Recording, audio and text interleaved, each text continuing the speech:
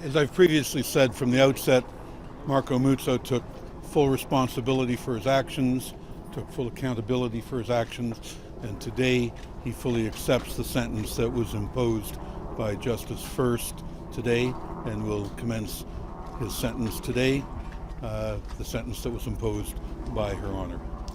That's really all I have to say today. Mr. Greenspan, just your thoughts. You asked for 8 years. The judge gave 10. What are your thoughts on this? No, I don't.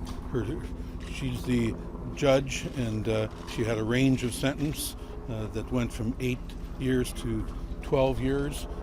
The judge chose, as a result of a balance between the aggravating and mitigating factors in this case, to impose a sentence of 10 years, and certainly that's within the range of acceptable sentence and the range of sentence that is beyond any review. When does the driving ban begin? After he's released? The driving ban begins when he is released from custody, not when the sentence is completed. That law changed.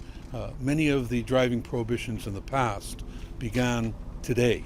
Now the driving prohibition based on the legislation begins the first day that he is released from custody, not when the sentence ends, but the first day when he's released, the 12 years begins. I'm sorry, because there's so much misinformation, all right? I think that you have to understand, all right?